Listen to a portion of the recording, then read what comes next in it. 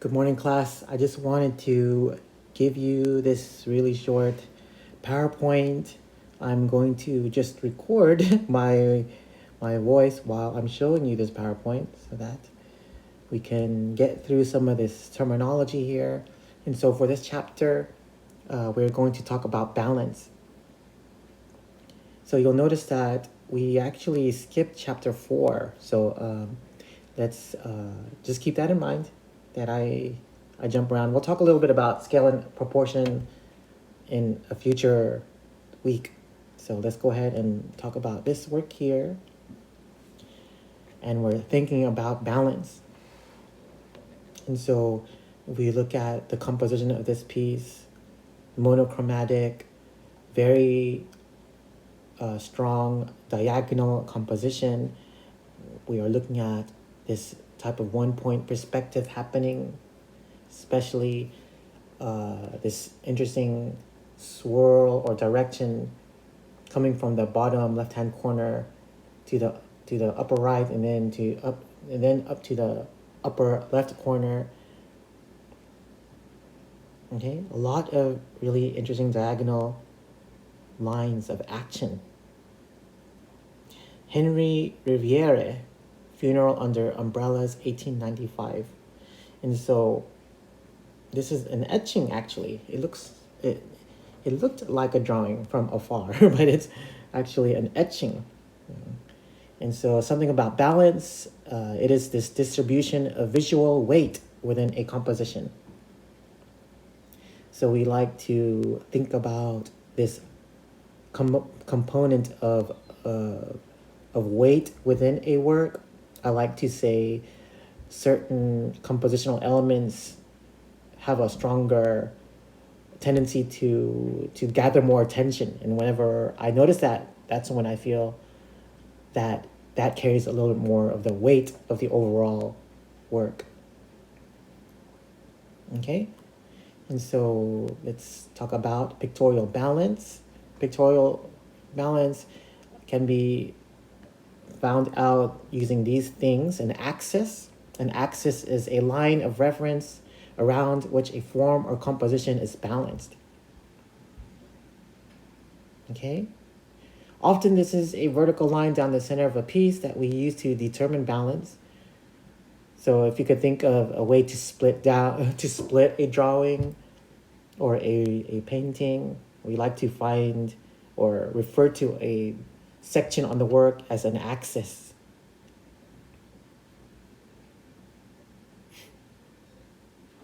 And so you'll hear this term being used to define balance, equilibrium. So equilibrium is the visual balance between opposing compositional elements. Equilibrium, think of when the two sides of an image feel balanced. Where is this equilibrium? Okay? When equilibrium is lacking in a piece, often a certain uneasiness or dissatisfaction results. So whenever we look at a piece, we have a tendency to look for a sense of balance, but when it's not there, it feels like there's something missing. Okay, so if we take a look at this example here, and right away, I am feeling this sense of uneasiness because it's not exactly balanced. In some ways, I can say that the darker elements of the composition on the upper section seem to balance out the lack of pigment or the lack of contrast in the lower half, but overall very imbalanced. Okay, Philip Guston, Transitions, 1975. Something that you'll discover when it comes to things like balance within a composition. Artists now, they like to play around with it. They're not going to give us the same type of work that we're expecting. Instead, they're going to try to break these rules and try to push for different looks. Okay. So imbalance, an artist may choose to use imbalance in a composition to enhance a theme, topic, or create a response. Causes attention to be created. So that's what I've been feeling when I look at this work.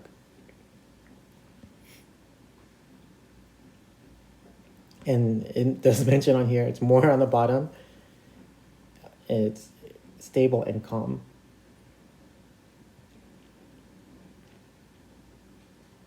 Okay, so there are 4 types of balance. The first one is a symmetrical balance. The second one is asymmetrical balance. The third one is a radial balance. The fourth one is a crystallographic balance.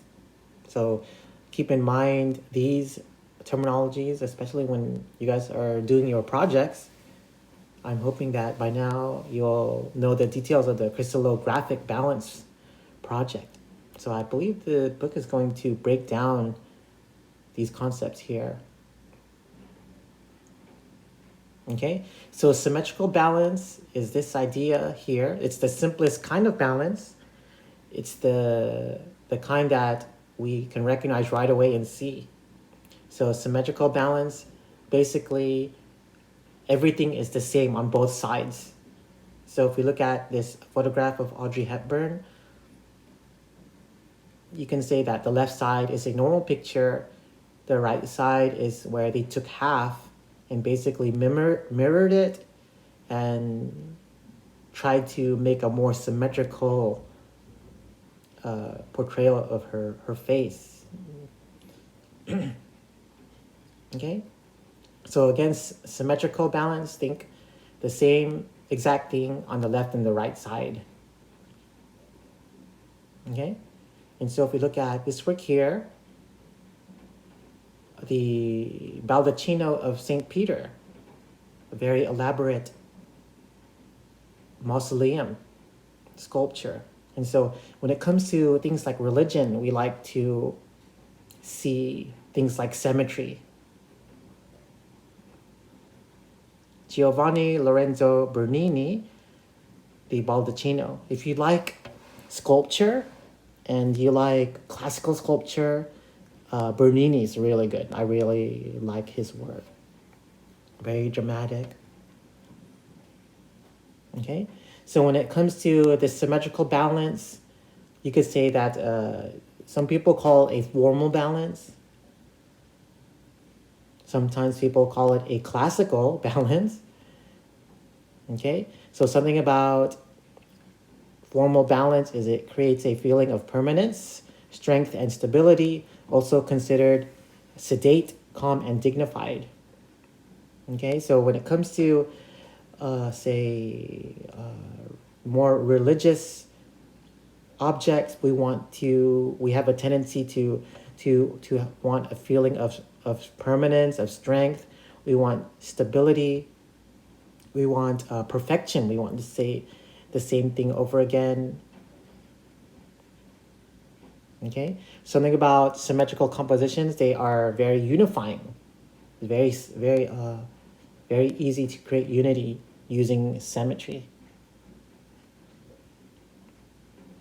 Okay, you'll always see architecture. You'll always see things like architecture in a more symmetrical,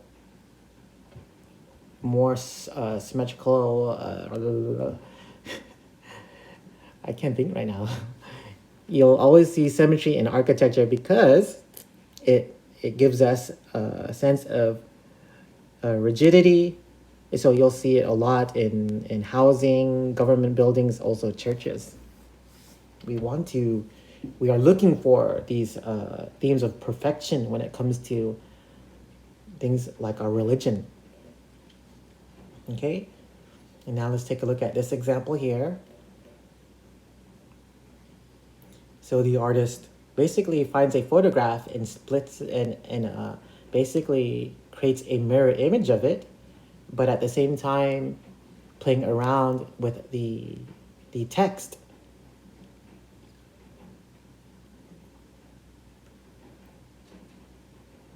Okay.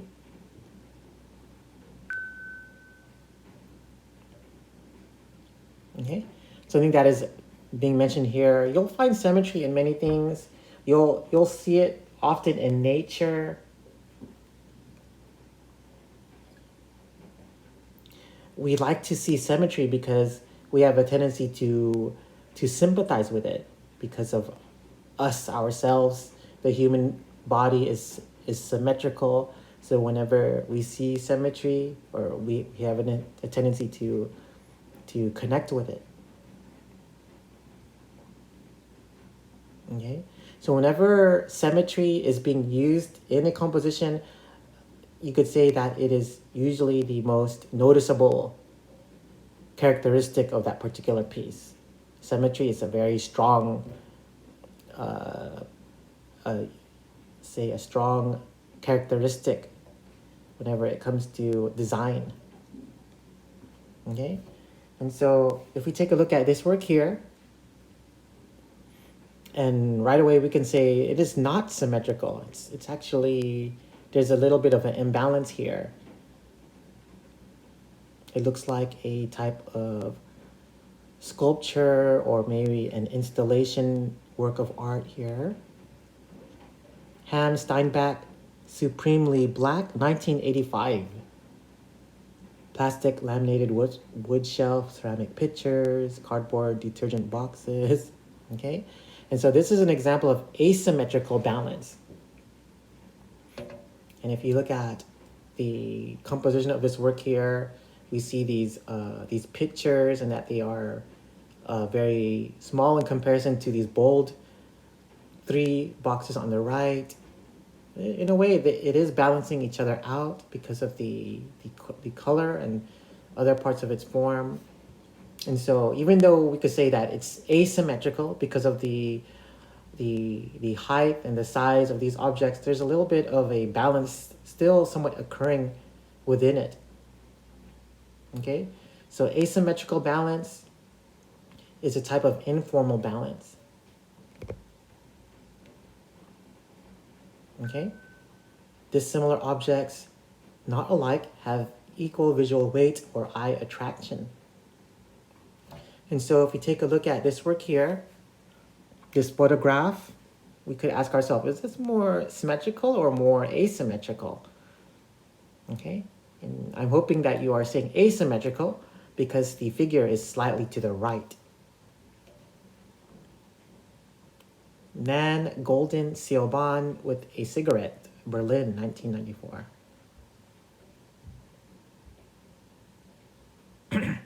Okay, whenever it comes to this asymmetrical design, it appears casual and less planned, but in fact, it is harder to create. And so something that I like to tell my drawing students, don't don't draw symmetrically, because it's actually, it makes the overall composition less interesting. So you have to try to play around with the positioning of your subject. Okay. Carefully planning symmetry gives a less rigid, more casual impression. So we have to use symmetry at particular times, while we have to think about asymmetry in other times. So we can't always just stick to one. Okay, and so there are 3 ways to achieve asymmetrical balance, and one is by the value or the color. So we're looking at this example here.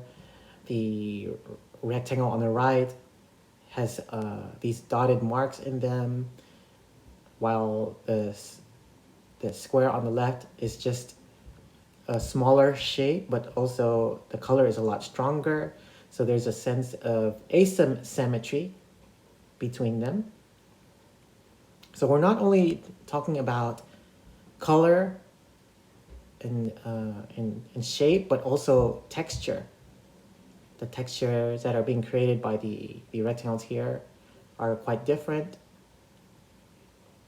Okay, another way to achieve asymmetrical balance is the position and the eye direction. So even though they're placed in the exact center, it feels like there's asymmetry due to the rectangle on the right is encompassing more of the space, while the rectangle on the left is taking up less space.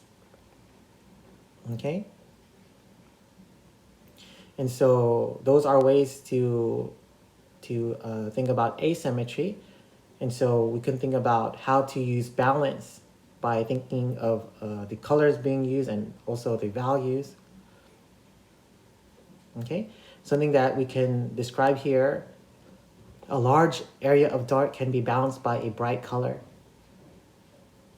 So if we look at this work, Christian Russell, 1998, art department, even though the overall composition is quite bright, very saturated yellow there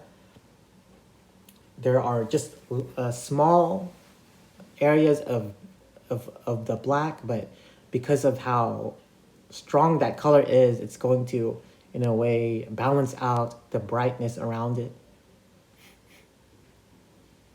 Okay, our eyes are attracted to color and will look at color over black and white first. Okay, so very interesting. I actually didn't know that. So when we look at, say, color, and then we look at black and white, we have a tendency to look at color first. Okay. Okay, and so you'll hear this term being used a lot, especially when it comes to black and white. Silhouette. Silhouette is the area between the contours of a shape, usually a black shape seen as an outline. Okay.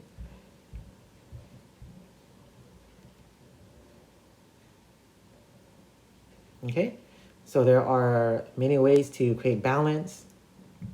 Balance by value and color is a great tool, allowing a large difference of shapes on either side of the center axis and still achieving equal eye attraction. So something to think about when it comes to our compositions. Is there balance? And if there's not, how can we create it? Okay. And so another example of how texture can create balance. Texture adds interest. Okay. Texture draws the eye more than a smooth, flat color. Okay. Something that you'll notice with sculptors, they have a different quality of composition when it comes to making art. They think a lot about texture.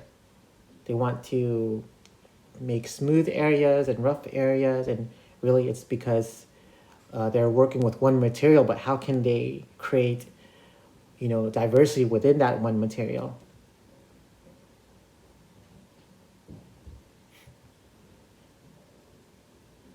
Okay, a larger shape can be balanced by a smaller textured shape, and we see that in the lower example. Texture can be balanced by a more complex shape. Okay, so if we take a look at this work here, right away we could ask ourselves, is there balance in this picture? And if so, what kind? Right away we can look at the shape of the mountain. I believe this is a Hokusai, one of the Mount Fuji images. Very strong diagonal, something that we notice in a lot of works from this time in Japan. A lot of asymmetry being created with that strong diagonal there, but at the same time, the artist is using contrasting colors, these blues surrounding the orange in the lower right. And so that the mountain color itself is very straight, it's very strong and stable in that it is this warm color coming towards us, while the sky is blue. It feels cooler. It's receding towards the back there. Okay, Hokusai, south wind, clear dawn from 36 views of Mount Fuji. Okay, and so in this Japanese woodcut, a large simple form is balanced by an intricate pattern or texture. The color of the mountain is balanced by the texture of the water. So the texture is created by the clouds, help balance out the smoothness or the lack of texture in the mountain object. So actually many things happening within the composition itself. Another way we can create balance is by position and eye direction. In physics, to balance two objects of different weights, place the larger one closer to the center. So if you are, drawing something and that you are drawing something quite large, if you're thinking of multiple objects, try to use the larger object towards the center so that it'll balance out the smaller objects.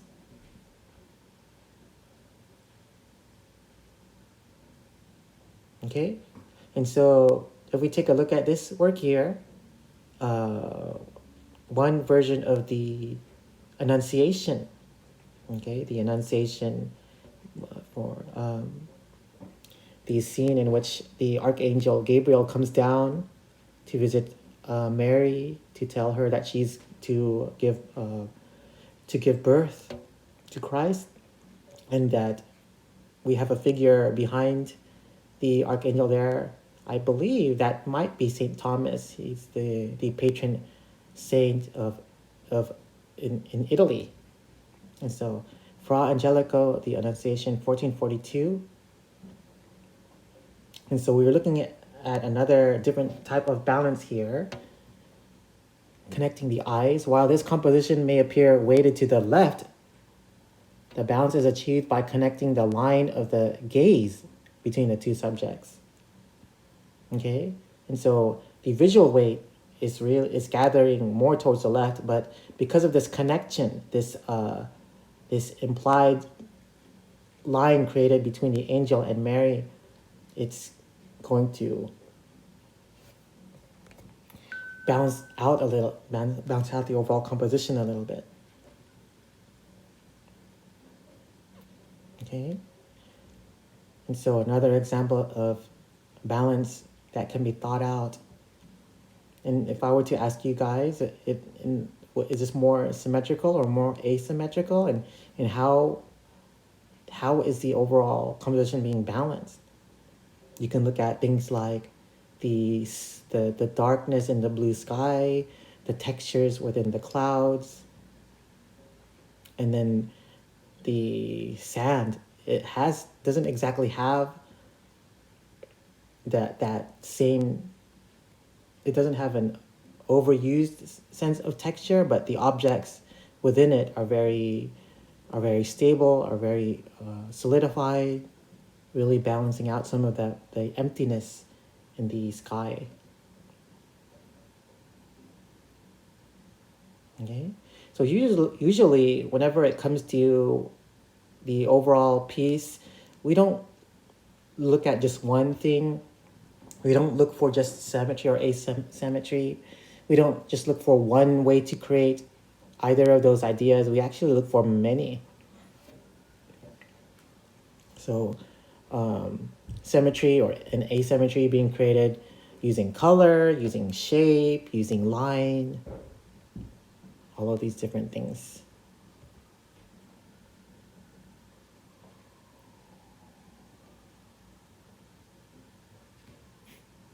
Okay, and so now let's talk a little bit about radial balance. Radial balance is this example here. Queen Anne's lace, this photograph. Radial balance, think of a circle.